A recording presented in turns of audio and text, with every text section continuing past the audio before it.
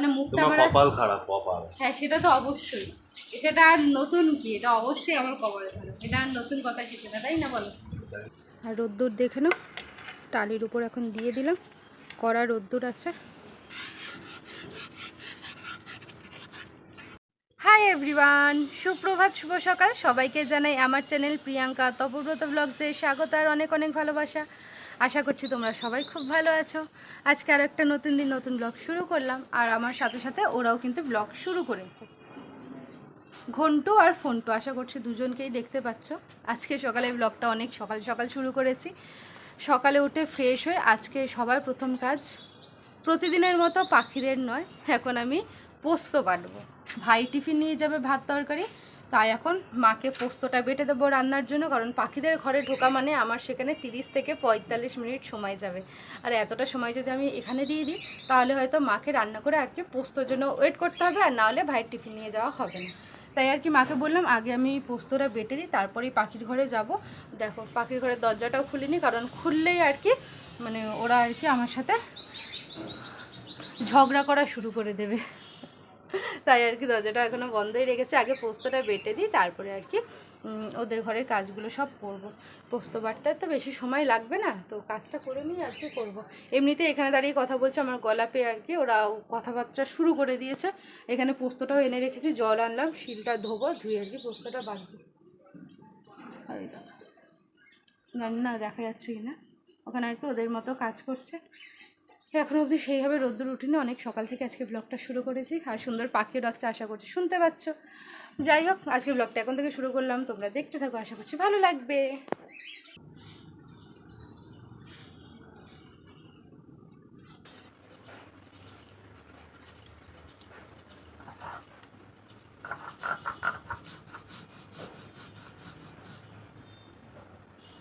তোদেরকেও দেখতে হবে, এই যে একজন পিছনে বসে রয়েছে, একজন সামনে বসে বসে দেখছে, দেখে শিখে নি, পরে আমাকে হেল্প করবে।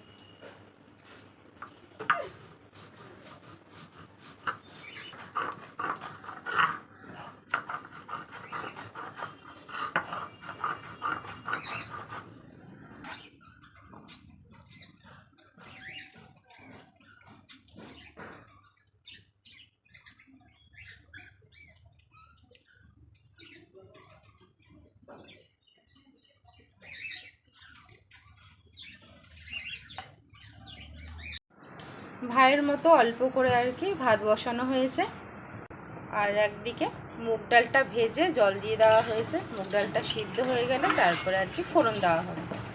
আজকে মুগ ডাল করা হচ্ছে।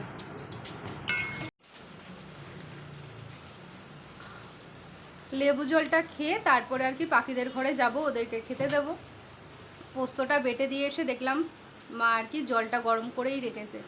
পোস্তটা বাটতে যাওয়ার আগে বলে রেখেছিলাম যে আমার জন্য একটু গরম জল করে রাখো, এসে আর কি লেবু জল খাবো। তো কথা মতো মা যেহেতু জলটা গরম করে রেখেছিল, তাই আর কি এখন লেবু জলটা খেয়ে নিচ্ছে। এটা খেয়ে নিয়ে তারপর আর কি যাবো পাখিদের কাজ করতে।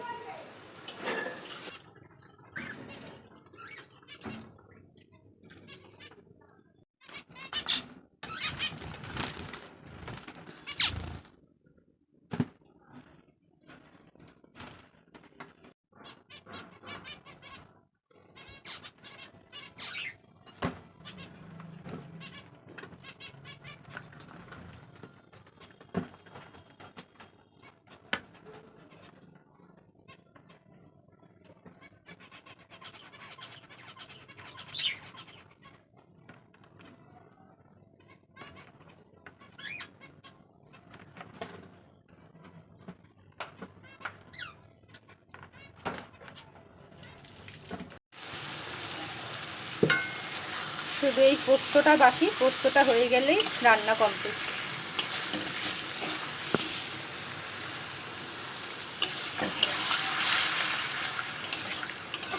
লাল লাল ঝাল ঝাল আলু পোস্ত, ভাত ডাল হয়ে গেছে, শুধু এই আলু পোস্তটা হলেই হয়ে যাবে। আর আমাদের জন্য ভাত না পরে বেলার দিকে বসাবে, তরকারি আর ডালটা আর কি একেবারে করে নেব।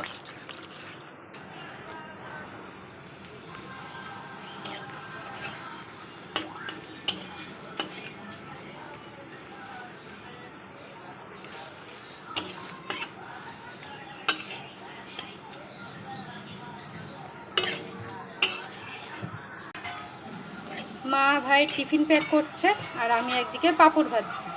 পাঁপড়গুলো দেখো একদম ছোট ছোট করে মা ভেঙে দিয়েছে। ভাইয়ের এখানে টিফিন রেডি আর ভাইও রেডি। টাটা, সাবধানে, টাটা।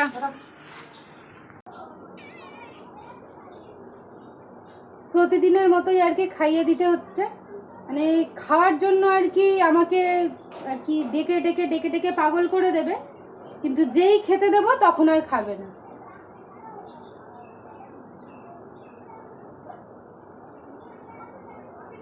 প্রতিদিন আর কি এইভাবে খাইয়ে দিতে হবে, প্রতিদিন। এই যার একজন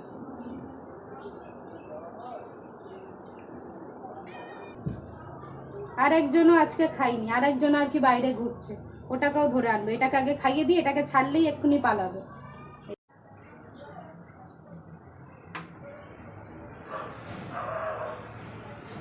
ওদেরকে খাইয়ে দিয়ে আর চাটা বসালাম। বাবারও স্নান হয়ে গেছে, বাবাকে এবার চা আর রুটিটা দিয়ে আসবো। কাঁচা লঙ্কা আছে? শুধু কাঁচা লঙ্কাই নেব। মা স্নানে গেছে, আমি আসছি। হ্যাঁ, সবজি আছে। বাবাকে টিফিনটা দিতে এলাম, তার মধ্যে এসে গেছে সবজি। মা বলে দিয়েছে শুধুই কাঁচা লঙ্কা নিতে, আর আমি গেলে যেহেতু কিছু নিই না, একটা দুটোই নিই যা নেওয়ার, ওই জন্য খালি বলে মাকে পাঠাও। মাকে আর কি জোর করে এটা ওটা দিয়ে দেওয়া যায়। মা গেলে আর একটা দুটোই আর কি হয় না, এই জন্য বলছি মাকে পাঠাও। মা তো স্নানে গেছে, বাবাকে টিফিন দিয়ে দিলাম। আমি গিয়ে এখন শুধু কাঁচা লঙ্কাটা নিয়ে আসবো, আর কিচ্ছু নেবো না। রান্না তো কমপ্লিট, সবজি কি নেব, শুধুই কাঁচা লঙ্কা। শুধুই কাঁচা লঙ্কা দাও। হ্যাঁ, 10 টাকার, আর কিচ্ছু না। কেন? মা বললো শুধু কাঁচা লঙ্কাই নিতে, তাই। মা বলে তুই বলেছিস? না না, আমি কি বলবো, এগুলো কাঁচা আম না পাকা আম গো? পাকা আম না। এখানে আসো, কোন রোদ্দুর পয়সা পয়সা নিয়ে আয়। দেখছো আজকে সবাই লঙ্কাই নেবে। শুধু কাঁচা লঙ্কাই নিলাম, তাই বলছে আর কিছু নিবি না, রান্না কমপ্লিট হয়ে গেছে, আর কি সবজি নেব। শুধু কাঁচা লঙ্কা নিয়ে চলে এসেছি। 10 টাকার কাঁচা লঙ্কা, ব্যাস, আর কিচ্ছু না। কাঁচা লঙ্কাটাই খালি ছিল না, ওটা নিয়ে নিলাম। আমি আর মা এখন বসলাম টিফিন করতে। মা যেমন চা বিস্কুট খাচ্ছে, আর আমি কি খাচ্ছি জানো? খেয়ে নিয়ে বলছি। আমি খাচ্ছি আলু পোস্ত দিয়ে রুটি। আমার যে কোনো তরকারি দিয়ে রুটি আর মুড়ি খেতে এত ভালো লাগে, মানে পাউরুটিটা খাচ্ছিলাম আর মাকে বলছিলাম এর সাথে যদি একটু তরকারি হতো ভালো হতো। মা যে পোস্ত আছে খা, আমিও নিয়ে চলে এসেছি। একবার বলেছে, আমিও নিয়ে নিয়েছি। পোস্তটা দারুণ হয়েছে। আমার তরকারি দিয়ে খেতে বেশি ভালো লাগে। আমি আলু পোস্ত দিয়েও মুড়ি খেয়েছি রাতে ডিনারে। মুড়ি আমি যে কোনো জিনিস দিয়েই খেতে পারি, আর এরকম রুটি তো আমার তরকারি দিয়ে খেতে খুব ভালো লাগে। রান্নাটা কমপ্লিট, ওই জন্যই আর কি পোস্তটা দিয়ে নিয়ে নিলাম। ভাতটাও মা বসিয়ে দিয়েছে, মানে টিফিন করতে করতে ভাতও হয়ে যাবে। তারপরে টাইমই টাইম, তারপরে একটু শুয়ে ঘুমানো। আর এখন একটু খাওয়াটাও যেহেতু কম করে দিয়েছি, একটু রোগা হওয়ার চেষ্টা করছে, অনেক কিছু খাওয়াই বন্ধ করে দিয়েছি। পাউরুটি এখনো বেশি খাবো না, বাকিটা আমি মুড়ি দিয়ে খাবো। নিয়ে নিয়েছি আমার পছন্দের মুড়ি আর আলু পোস্ত।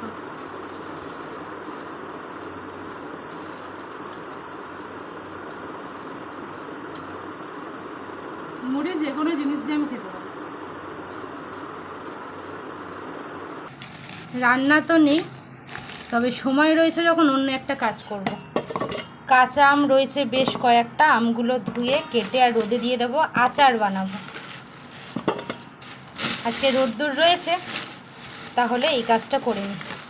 আমি ভাবছিলাম অনেক আছে, তবে এই কটাই দেখতে পাচ্ছি, এই কটাই ধুয়ে আর কেটে রোদে দিই।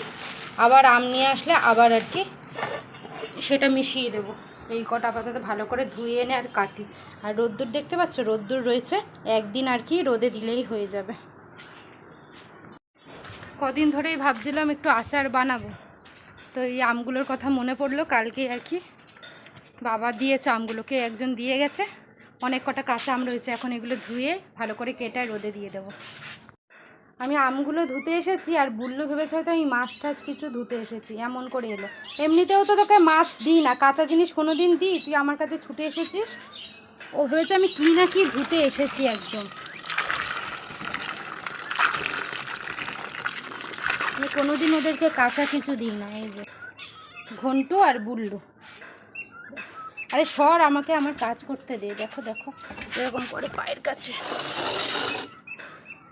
ওইদিকে আর একজন,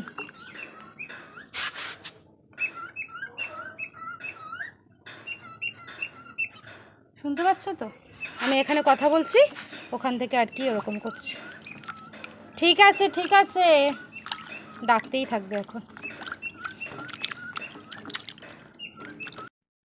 আমি এখানে বসে আম কাটছি, আর এই দেখো আমার সামনে বসে দুজনে আর কি এই কীর্তি করছি। এই দেখো অবস্থা দেখছো। আর আমগুলো না আটি হয়ে গেছে, কাটছি মাকে তাই বললাম, ভিতরে আটিগুলো শক্ত হয়ে গেছে, তো সাইড দিয়ে কেটে নিচ্ছি। আমের আটিগুলো যদি শক্ত না হতো কাটতেও সুবিধা হতো, আমটাও ভালো হতো। এমন কিছুই দেখো, আমগুলোর সাইজ বড় বড় নয় যে আটি শক্ত হয়ে যাবে, পেকে যাবে। এই সাইজের আম, তাই আটি এত শক্ত হয়ে গেছে। কাটতে যখন বসেছি কেটেই নেব, যা হয় অল্প একটু আচার যা হয়, আবার আর কি পরে আম এনে না হলে করব। তবে আজকে এখন মনস্থির করেছি, করেই ফেলি। আটিগুলো একদম পুরো শক্ত হয়ে গেছে। আমটা রোদে দিয়ে স্নানে চলে যাবো, পারছি না, আবার গরমে ঝরে ঝরে পড়ছে।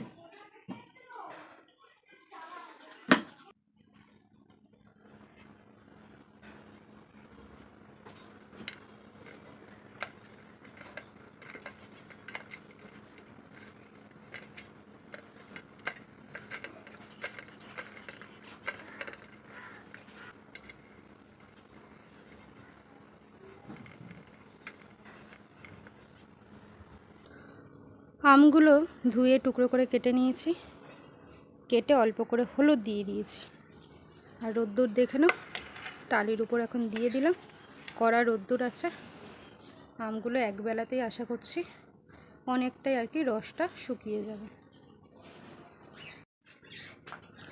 আমগুলো তো রোদে দিয়ে দিলাম, আটিগুলো রেখে দিয়েছি, আটিগুলো দিয়ে মাকে বলবো একটু চাটনি করে নিতে।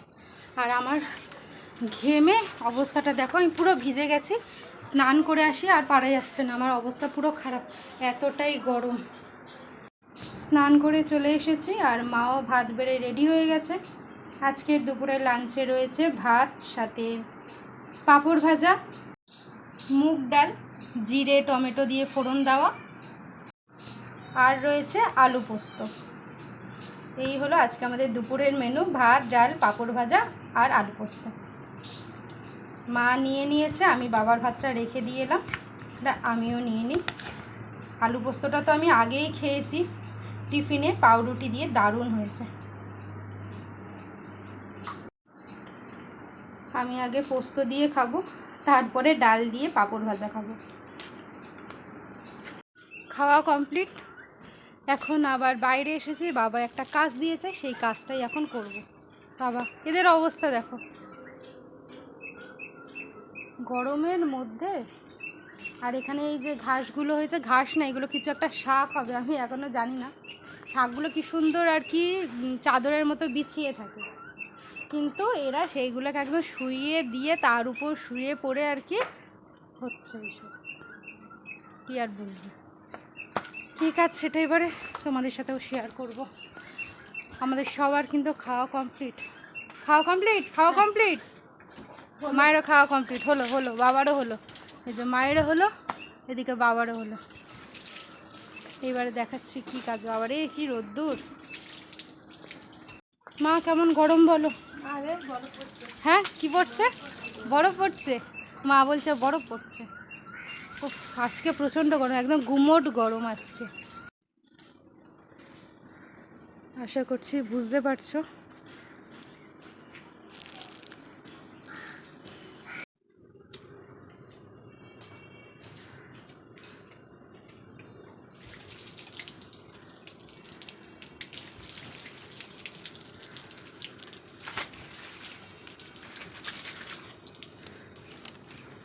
এইটা ছাড়া আর কোনো উপায় নেই এখন, না হলে এখানে আর কিছু রাখাই যাবে না। এখানে তো এমনিতেই জামা কাপড় মেলা থাকে।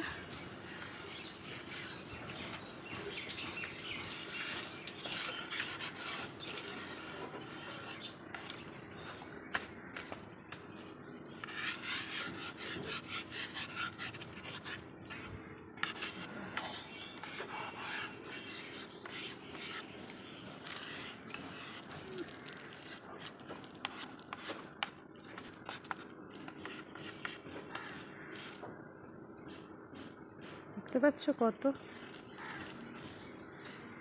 পাখির ঘরেও আর কি ঢুকে যেত, দানার বাটি পুরো আর কি ছেঁকে ধরতো। তারপরে এইটা দিয়ে আর কি কমিয়েছি, এখন আর হয় না পাখির ঘরে। কে এসেছে সবাই দেখে নাও। বাবা সে এখন চুল ঠিক করতে ব্যস্ত। ঠিক আছে, ভালো লাগছে। সবাই একটু বলে দাও তো ভালো লাগছে, তুমি মুখটা দেখাও। ও আগে সবাইকে থ্যাংক ইউ বলে দিয়েছে। কি নিয়ে এসেছে আজকে জানো? দেখাই, নাহলে তোমরা জানবে কি করে। ওদের গাছের আম, পাকা আম, গাছ পাকা আম নিয়ে এসেছে। যা দারুণ গন্ধ না আমটা, দারুণ গন্ধ। গাছ থেকে পেরেছে, পেরে নিয়ে এসেছে আম, আর নিয়ে এসেছে প্রসাদ।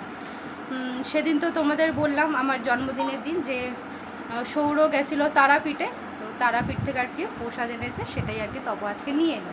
প্রসাদ আর আম, এই হলো আজকে ওর নিয়ে আসা জিনিস। দেখছো আমি কথা বলছি ওর মতো কাজ করছি, এরকম ও আসে এখানে তো মানে মানুষজন ভাবে আসে এর সাথে গল্প। কেন আমাকে সত্যিটা বলতে দাও। এসে শুধু ফোন অ্যাটেন্ড করে আর ফোন ঘাটে। এখনো দেখো ফোনটা অন করাই দেখো, প্রমাণ দেখাবো আমি। ও এসে আমার সাথে টাইম কাটায় না, ও এসে ওখানে ও অফিসের মা তো বলে এটা ওর সেকেন্ড অফিস। এখানে ও এসে পুরো নিজের কাজ করে, যাকে যাকে ফোন করার, যে কোনো ডিল করার সব এখানে বসে করে। এত কথা বলছে তাও মুখটা তুলছে না, তার মানেই বুঝে না। দারুণ।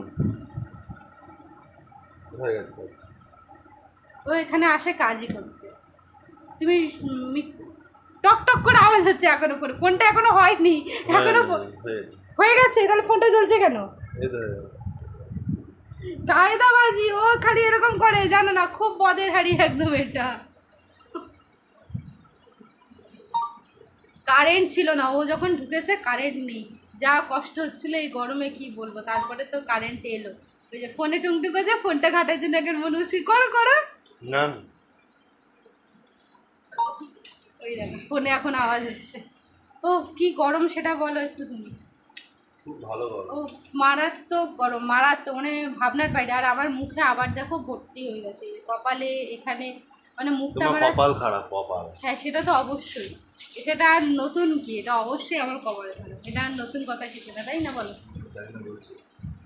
এখন ও যাবে দোকানে, আর যাবে আমার জিন্সটা নিয়ে, মনে করে যে এই জিন্সটা আর কি গিফট করেছে, একটু বড় হয়েছে, ওটা আর কি চেঞ্জ করে আসবে। আমার আর যেতে ইচ্ছা করছে না, কারণ আমার শরীরটা ভালো নেই, ওই জন্য আমি যাব না। তার উপর আমি গেলেও ওকে আবার আমাকে দিতে আসতে হবে, আবার দোকানে যেতে হবে। ওই জন্য বললাম দরকার নেই, তুমি তোমার মতো চেঞ্জ করে আনো, তাহলেই হয়ে যাবে।